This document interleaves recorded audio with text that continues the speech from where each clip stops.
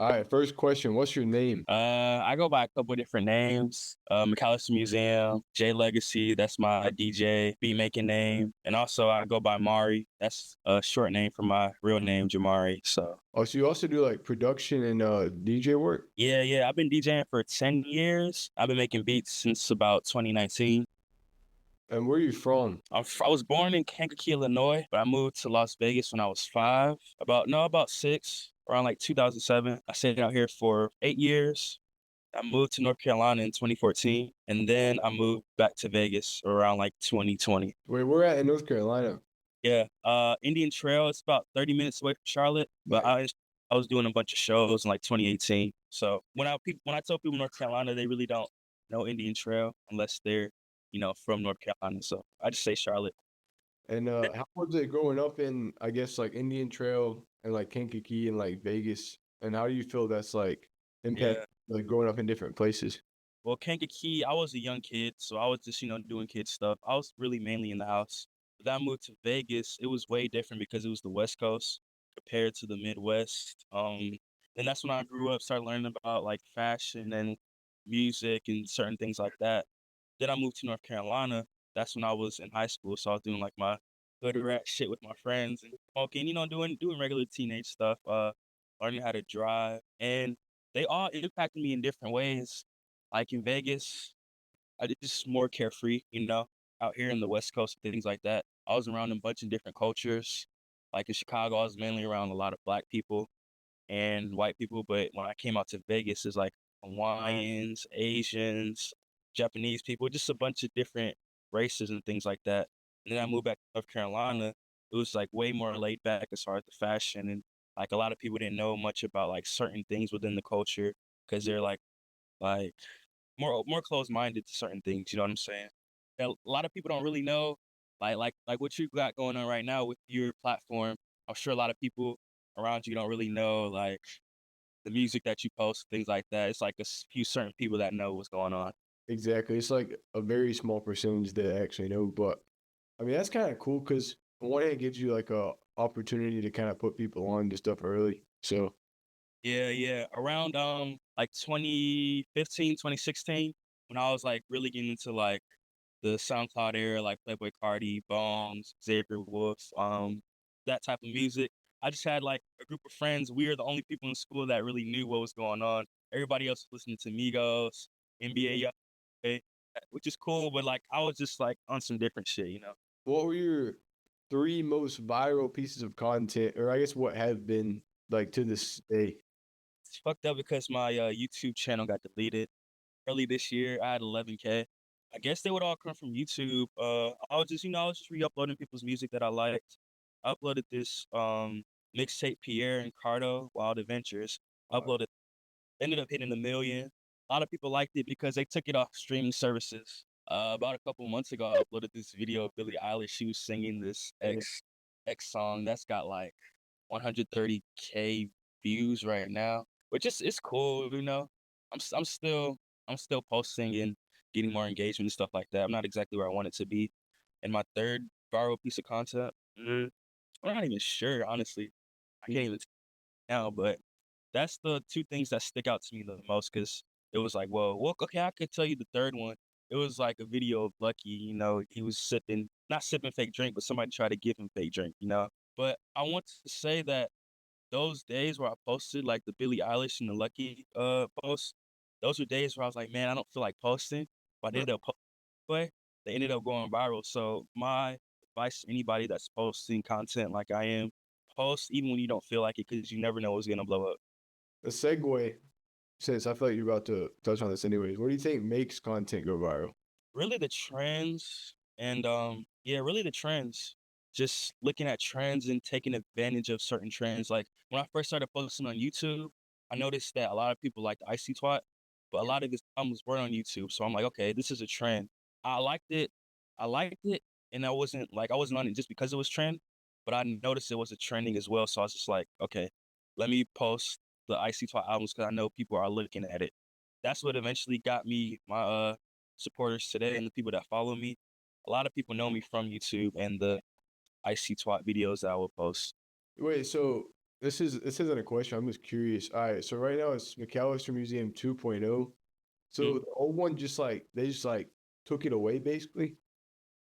No, oh yeah, as far as YouTube, yeah, the UMG, they took down my channel because I had some old Destroy Lonely Ken Carson songs up there, and they did that is because either earlier this year or late last year, TikTok and UMG were having their little dispute or whatever, caught in the crossfire of that. So yeah, they Yeah. took rest in peace, Alice Music. Oh yeah, speaking of Icy Twat, tell us about your relation to him and how y'all met, or like how y'all got connected. I guess. Well, he saw me uploading his stuff on YouTube. I think within the first couple years, he commented on one of my videos, and then he ended up posting all the videos for the full albums I had in the playlist of his. And then, we're not close friends, obviously, but we just kind of kept in touch here and there. We DM him every now and then. And Yeah. then I interviewed him last year, in March of 2023. And around that time, I was doing interviews. I basically just reached out. I said, "Would you like to do an interview?" And he said, "Yeah." And then that's pretty much how that happened. Oh yeah. What is MM magazine? Magazine, that's basically a digital magazine where I post things that I'm interested in. That doesn't really fit the mold of the main Instagram page. I haven't been too consistent on it. I posted in April, but I do need to post some more. So that's pretty much what Magazine is. Just a digital magazine. You ever have plans of making it like a print one, or like Yeah, subscription? yeah, I do. Once people like get more interested in it, and once I'm more consistent, because I don't want to put out a product, I'm like not consistent with it, and then it just falls by the wayside. So once I get more consistent with it, It makes sense. I've always thought doing like a magazine or like a newspaper, like a traditional like print one would be sick, but yeah, that would be to be nice. honest, I don't know how it would hold up, especially like a newspaper in like today's like landscape. Like it might just be kind of weird, but I don't know. It's just a cool idea. I Yeah, think out there. yeah, that's definitely a cool idea because you know how they got CDs and vinyls. Yeah. You know, people really don't listen to CDs, but vinyls, people like the vinyls and stuff like that. Oh So yeah. that's of tangible content that people like. Yeah. I feel it's got like a lot of nostalgia factor as well, especially like vinyls. I saw this Yeah, thing on Instagram yesterday that said most of the people that buy vinyls don't even have a record player. So yeah, that's me. Definitely, I had a couple vinyls. I didn't even have a record player. I just looks cool in my room. it's like because the album art too is like, in my opinion, like way better than a CD. 'Cause you get like the Yeah. cover, you get like sometimes they even do like back cover art and like sleeve and like what's it like on the vinyl sometimes. Also, like how the vinyls have different actual album covers than the actual CD. Yeah. So it's cool that way. And it's like you got the art in your hand, like you actually own the art. So that's cool to me. Yeah. Um, you believe in aliens? Yeah, yeah, I believe in aliens. Like we can't be the only ones here. What about you? Yeah, nah, I'm the same way. I did a presentation in one of my classes in college about aliens. So we had to do like the persuasion presentation on like a conspiracy theory or something like that. So I just chose aliens, basically try to prove that they existed. So, Hey, what were like a couple of the talking points to convince people that aliens are real? Like what makes you think that? bro, it's so random. You mean for the presentation, or I guess it's the same thing. I was gonna say, or like me personally, but I say like, I mean, first of all, Area 51, like Antarctica, or no, wait, I think it's Antarctica. Yeah, there's like the ice wall that you can't even like. They agreed, like different countries agreed that you couldn't like go past the ice wall in Antarctica. Mm, Area 51, like who knows what they got in Area 51? Like, yeah, I mean the universe, like there's so much out there. Like I mean, I don't. I feel like it's a waste of space if like I think that's a quote, but I feel like it's a waste of space if it's just like us. You know what I mean? Like, yeah, it doesn't make sense for it to just be us. yeah. I mean, like, come on now. It doesn't make sense at all. I feel like I don't know. This is just me saying shit, but I feel like there's an alternate universe where it's like the same shit going on that's Earth. We just don't really know about it. I mean, that's a valid point. There's like the multiverse and shit too. So that's a cool theory though. That's kind of what I feel. Yeah, I don't doubt it. Anything is possible. Honestly, anything is possible. We never know. Nah, you really don't. What era of rap do you think has influenced you the most? Definitely the 2014, 2018 SoundCloud era. I would say that influenced me the most. because a lot of producers from that era influenced me to produce actually like Pierre Bourne, got Mexico Dro, Stupid Cool. So guys like those, like them, they inspire me to produce. You got other people like Timbaland, but that's another era. But also McAllister Museum really wouldn't exist without that era, without that 2014, 2018 SoundCloud era. So I would say definitely that era influences me the most. Put me on what's like the 2014 and 15? Because I think it was before I even like really started listening on there, to be honest. Okay, so you got 2015, that's like the Uzi, Playboy Cardi, Famous Dex. Okay, you got those main guys, right? But then you Yeah. got 2014, that was a little bit earlier. Really like 2012 to 2014. That's like Rob Banks, Xavier Wolf, Bones, Chris Travis, Eddie Baker, Face Ghost Pert, Raider Clan, like Metro Zoo. That was kind of like the precursor to the main era, which everybody talks about. Like, more guys like in the new era, like Made in Tokyo, Icy Twat, that kind of came after. But a lot of people don't really talk about like what came right before that era. You know what I'm saying? So Ooh, that's why I include like the 2014 to 2018. interesting. That's like it's also like Sesh Hall, Water Boys, and all that, right? Yeah, yeah, definitely, definitely. That's okay. I figure because I know like Bones, they've been making music for a minute, so it makes sense now that I think about it. He's been making music as far as I know since like 2012, 2011, because he used to go as a kid. For real? Yeah, that used to be his old name before he was Bones. Yeah. When was that? When did he change his name? Think he changed it in 2012. Yeah, 2012 or 2013. Not too sure. Bro, you gotta find the kid archive and just like upload everything to Yeah, hell yeah, hell yeah. yeah somewhere. Let's see. All right. If you were to become an artist and you had to blow up in a month, what would be your plan to do so? I would post at least once a week. I would get features that made sense to my brand. I would also buy SoundCloud reposts. I haven't bought one in a minute, so I don't know how effective they are. But I would also rely on marketing because you could have good music, but if your marketing isn't right, then you're not gonna blow up. So if I was an artist, I would definitely rely on marketing. Also, what would you post once a week, like roughly? I'll post like a song once a week because a lot of artists, I don't get why they do this. Like a lot of smaller artists, they got the power to post, but they post once every 3 months, once every 6 months. It's like, bro, like nobody knows you. You have to post. Like you have Mhm. to every week, every 2 weeks, unless you really got motion like that. And then once you get motion and people really know like you're an artist, okay, take a break. But if you're a smaller artist, nobody knows you, you gotta post once a week on Yeah, Spotify so you can build that algorithm and people can start to know who you are. So that kind of like I don't understand when people just don't post as much as they can because nobody's telling you that you can't post. You know what I'm yeah. saying? I feel like it's you've probably heard this before. I feel like it's a lot of like people just trying to be mysterious, Mm, but I mean it works for some people. But like you said, you kind of have to have like you have to drop some really good music and like a lot of it before you can even like consider doing that. mm. Um, then you can just go off the grid for 5 years and then. Def- But Definitely could come in the game trying to be mysterious. yeah, it's Like they try to take the Playboy Cardi route, but they don't even understand before that Playboy Cardi was dropping a lot, had a lot of leaks and had a lot of features. And I'm talking even before like 2017, 2016. And the yeah, thing that happened with Cardi is he naturally didn't post a lot and was naturally mysterious, and people took it as he was trying to do that, but that happened naturally. it makes sense. I mean, because if you think back to like the plug era, like even like 2015, Cardi, I'm sure. I mean, I don't know a lot about that, but I know there's a lot of leaks from back then. I'm sure he posted a lot more back then because like obviously on SoundCloud, it's a lot easier to just like drop something like right then. So yeah. Yeah, especially compared to now where you're streaming and stuff like that. DistroKid, you have to wait a couple days. Oh yeah. Do you think that paid promo was effective, and why or why not? It's effective. It's definitely effective because we've seen a lot of artists pay for promo, but it's all about the artists.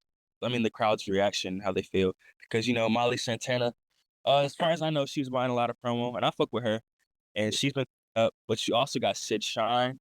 I don't know if you heard of him, but he I've was heard tapped in, but I'll have to do that.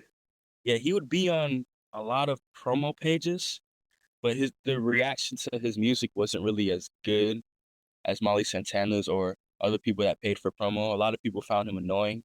not me personally, but they found him annoying because he would be on every promo page. So I feel like it can be effective in a way. You just have to work it right. You know what I'm saying? You got to know how to market yourself and have an effective plan when you're paying for that promo. So it definitely can help. And also too, you need money to market yourself, and it's almost like a pay to play thing in a way because if you don't got no money, you can't promote yourself on SoundCloud, Instagram, YouTube, like that, you know. So I feel like paying for promo is definitely effective. What Yeah, about you?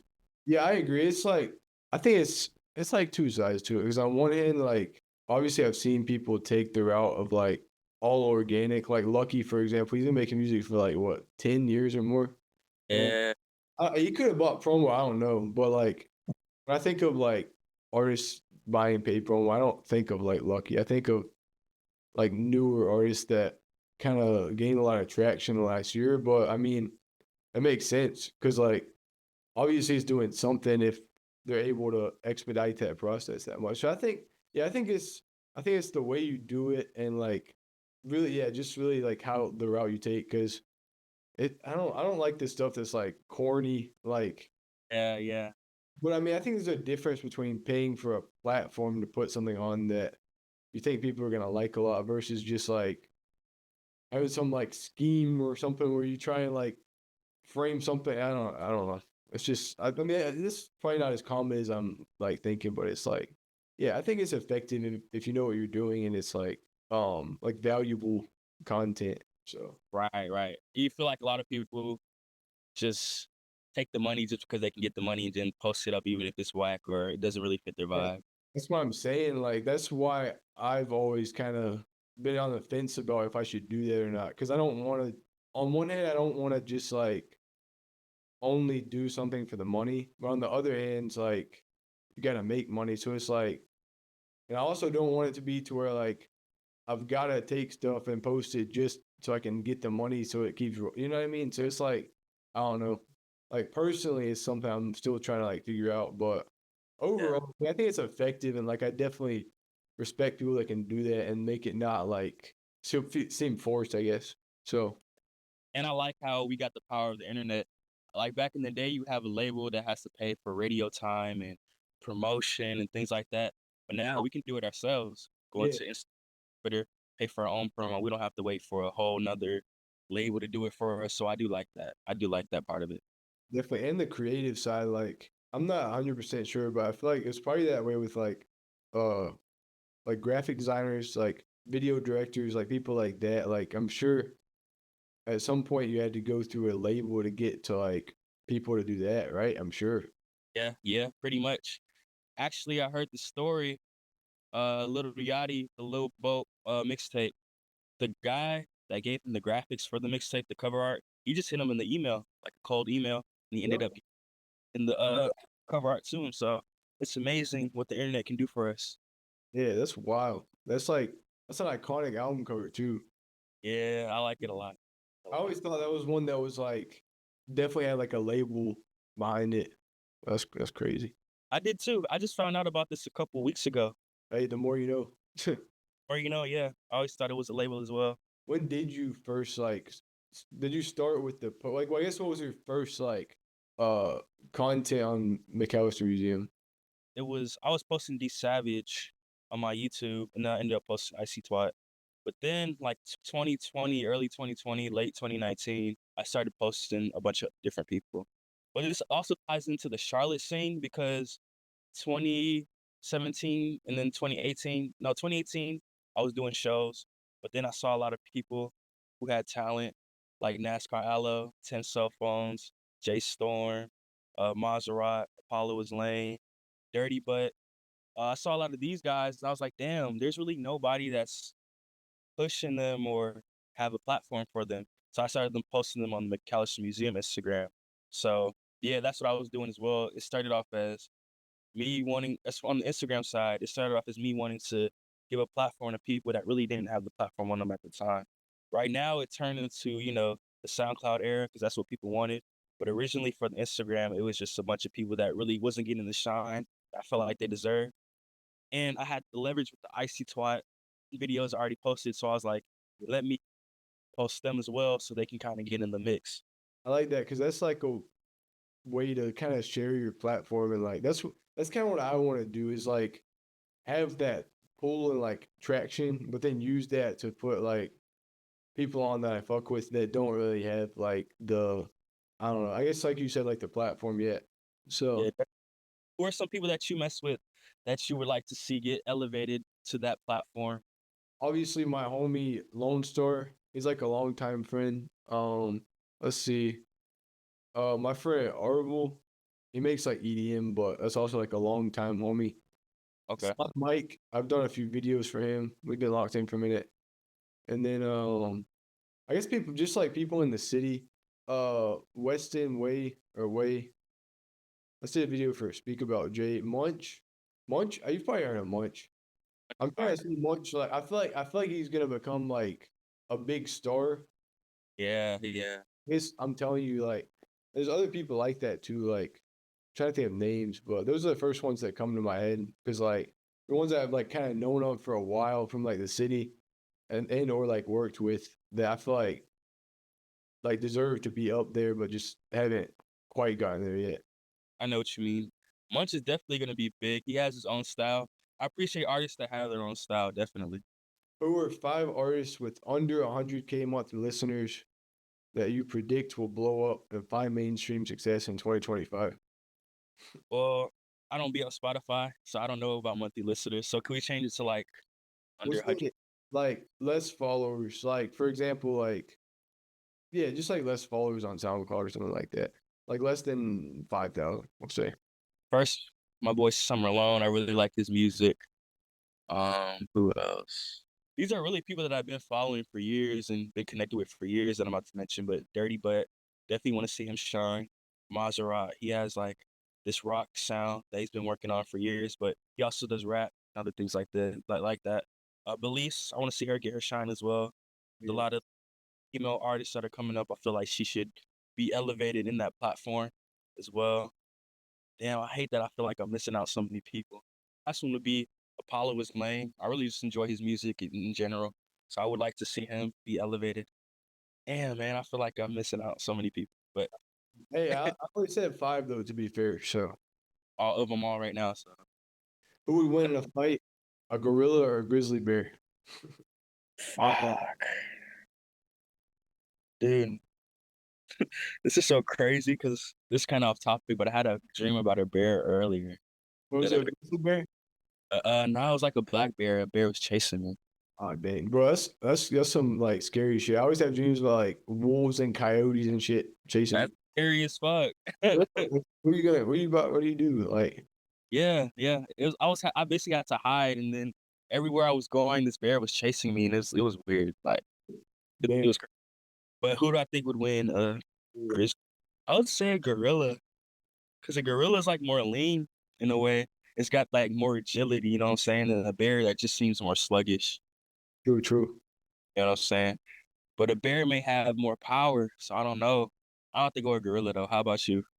I say grizzly bear just because like I guess it depends on the environment too. I'm thinking like a gladiator dome. Like Uh, I don't uh, want to get like banned for saying this for like animal endangerment or some shit, but like I'm thinking like a very like basic like battle scenario on some like Pokemon shit.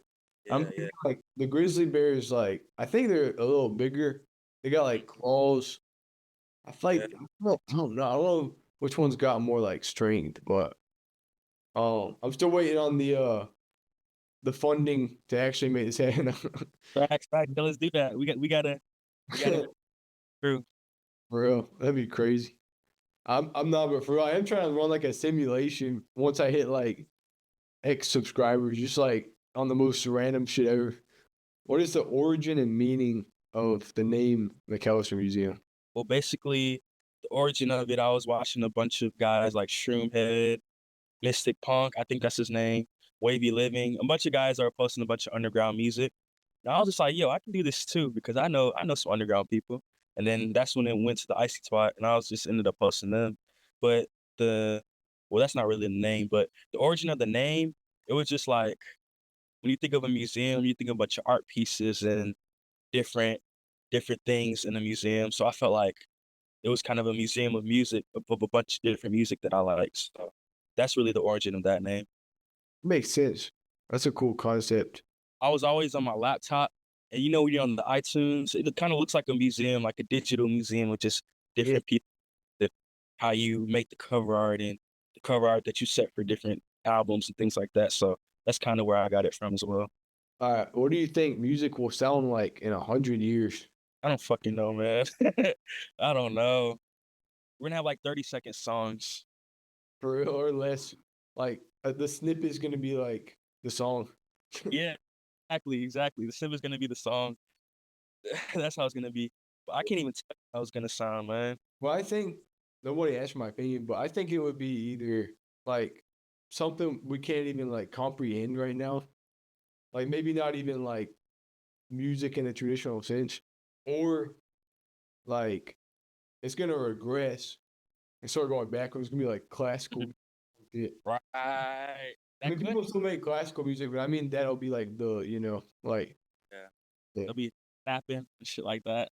yeah. It's gonna be number one on Billboard. Like, Yeah. but Shit, I kept going to acapellas. Niggas ain't even gonna use beats no more. shit, that's interesting. That's like spoken word at that point. Yeah. So that could happen. Cause with fashion and music, a lot of trends come back. So like with the jerk stuff, that would happen like years ago, 15 years ago, just about the jerk stuff. So that's coming back. And Y2K. Yeah, Y2K. Like, Y2K back. what was the original like jerk music or scene in like 10 or 15 years ago? Kind of. Had a bunch of West Coast artists that really led that scene. So you had New Boys, they were like the face of it with the Year Jerk song. And then you had the Rangers, they're like really the best dancers that were coming out and doing the jerk dance and really elevating the dance and making it more complex. But you also had other artists who are big today, like YG, DJ Mustard, Cole, Young Sam. So it was a lot of like, I guess you say hyphy, jerk, West Coast type music. I'm missing out on a lot of artists, but that's basically the basis of it. That's cool though. Honestly, I didn't even know that. But Yeah, definitely, he definitely. Osama started DJ Mustard, so Facts, facts. Osama Sun. What you think of Osama Sun and that spin? I think they're cool. It took honestly, it was like something. It's usually like this with me. It takes me a minute where I'm kind of like skeptical at first. I'm like, I don't know, and then like, so it was the same thing with like X, Long Live X, and like probably even like Juice and Cardi, all that. But like, it just took me a minute to kind of understand it, and then once I started like listening to it myself and like different contexts, it grew on me. I fuck with it now, like heavy. Yeah. Well, who were your biggest inspirations for starting McAllister Museum? Shit, I would say guys like Mystic Pimp, Trill Funk, Shroomhead, because I saw them, they were uploading stuff like Lil Peep, Suicide Boys, Bone, stuff like that. So I wanted to do something that they were doing. So that really inspired me as well. So I would say that's like the starting point of the inspiration for the YouTube, which grew to everything that I got going on now. So what about you? What inspired you to start your platform? Let's see. Well, it's kind of. I guess it's two different like facets of it I could talk about because I recently started like posting music and stuff to try and like grow a platform, and then it originally started as like music videos. I would release some of like my friends' music on like SoundCloud and stuff, and then do like visualizers. So I guess for the original like videography side of it, like Lyrical Lemonade, Lone Wolf, um, Yeah, they're hard. They're hard. people like that. And then for the like media platform side of it, I guess I would say like OGM, like Oh King. yeah, for sure. Honestly, because it's cool like seeing people that like are on like a same, I guess like level ish. Hmm. I know what you mean. Yeah, I know what you mean. And like Elevator. Let's see. Elevator. Yeah, yeah. Early Lyrical Lemonade too. I mean, late Lyrical Lemonade too. We used to do like a bunch of like articles and stuff. for like local Chicago artists. I think mainly them. Yeah. I do remember Lyrical Lemonade would post a bunch of local Chicago guys as well. Like their blog, their website. Yeah, I'm trying to remember because I know they've changed it like two or three times. Like the one now looks like crazy. It's like, have you seen it yet? It's Mm-mm. with like when you go into it, it's like a little like iPod looking thing, and then Oh, that's cool. I gotta check it out. spot. But the old one, I think it was just like I don't know what platform. But basically, it was just like like a standard like WordPress or something Mm, website.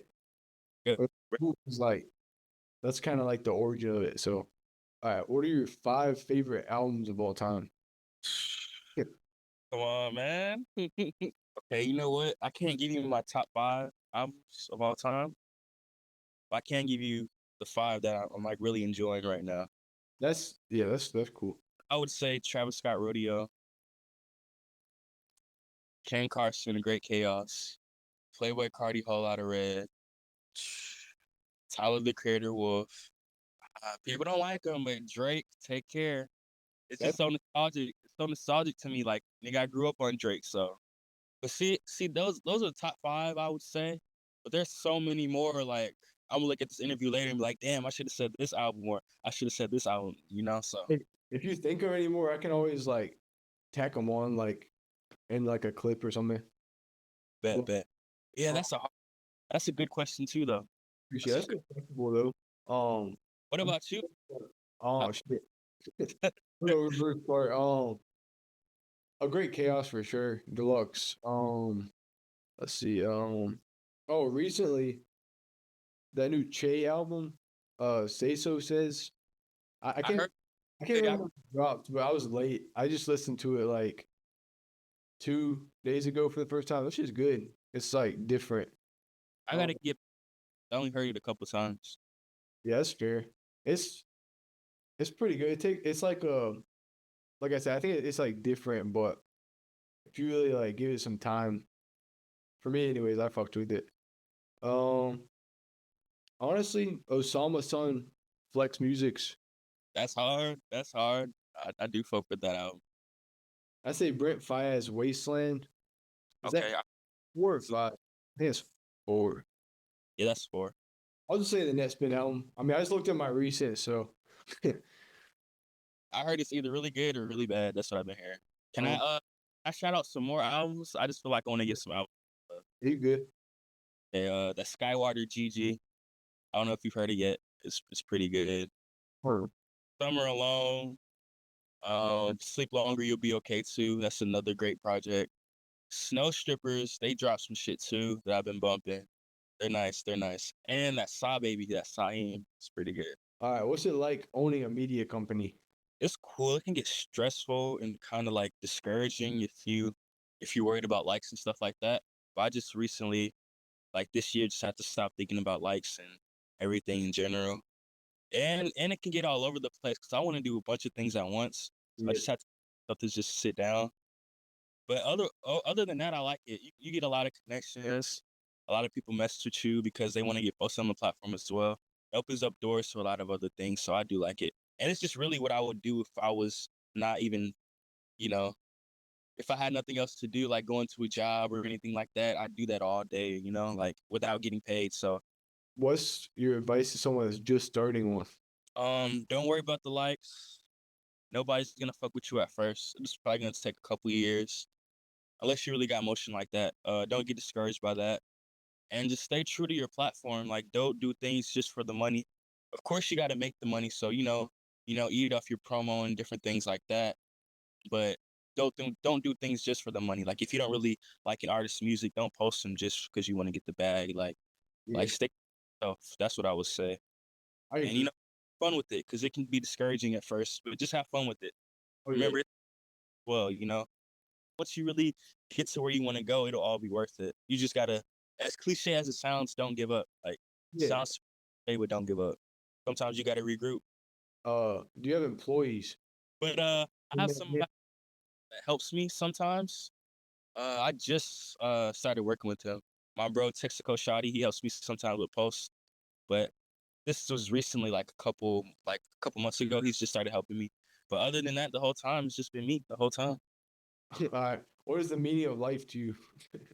Shit. The meaning of life is just be happy, stay present, do what you want because life is too short to not do what you want and get what you want out of life. Like if you want a big mansion, bro, like you can get that shit. If you want a lot of money, you can get that shit. If you want happiness, you can get that shit. You can get what you want because it's your life. You just got to make the right steps, do the right actions to get what you want. That's just the meaning of life, like getting what you want out of life, because we're here on earth. Like, why would you not try to get what you want? That's what I feel. That's what I feel like. Because your life looks different than my life. My life looks different from her life or his life. It's just all about how you build it and how you mold it. We can all do what we want within this world. Like, don't have any limits. That's what I feel like as well. Don't limit yourself because you can get what you want. The world is yours, like Tony Montana said, man. Is there anyone you want to shout out? A lot of people. I want to shout out my dad, my sister, my grandma. I don't know. Uh, that's all I want to shout out because I don't want to shout out people because I'm gonna leave out a lot of people. But Yeah. they know if I fuck with you, I fuck with you. Shout Um, out to you're my first. You giving me my first ever interview, so shout out to you for sure. But all like, the people, they know I fuck with them. So man, it's an honor, bro. hell yeah, bro. It's an honor. You interviewing me, bro. Tell us about your upcoming. Well, I wrote projects, but I guess I guess what you got going on, like upcoming. Well, me and my homie on the production side, fan favorite, we got a album coming out. It's called Noisy Neighbors. So check that out when it comes out. It should be out next year. And other projects as far as McAllister Museum. I got a McAllister Museum tape that I plan on dropping in 2025. Much of my favorite artists. I want to get that all together. Just make it special for you guys. As far as projects, I just want to get more consistent on the magazine, have that come out as well. And that's about it that I can think of right now, or all I can reveal. So Let's do. Will the projects be on like SoundCloud exclusively or like all plats, like the tape and the album? it depends. It depends on like samples, beats used, other things like that on the McAllister Museum side. But on the Noisy Neighbor side, on the JLegacy producing side, that's gonna be on all platforms. What is your message to the youth? And my message to the youth is, like I said earlier, as cliche as it sounds, like don't give up, bro. Like it can get hard. You may feel like nobody's fucking with you, but don't give up. Because if you do give up, you're not gonna be where you want to be. So yeah, that's and shit. Be yourself, bro. Like if you like a certain piece of music or a certain piece of art, they're gonna be people that's gonna like clown you or say you shouldn't like this because you're this type of person. But do what you want. Like do what you want, bro. It's your art, your life. When you die, you want to be able to be like, yeah, actually, I really did that. Like I stayed true to myself. So my message to the youth is just stay true to yourself, stay unique, and learn, bro. Like YouTube University, Google, learn, bro, and get that bread. That's my message to the youth. Get that bread. Hey, you shouts out to YouTube University though. Yeah, I learned so much on there. Me too. It's wild. Well, shit. I guess that's it. Is there anything else you wanted to like ask or mention or anything? Nah, I just want to thank you for having me on, bro. Yeah, I appreciate you big time. Yeah. Thanks for your time, man. Have a good day. All right, bro. You too. Appreciate it.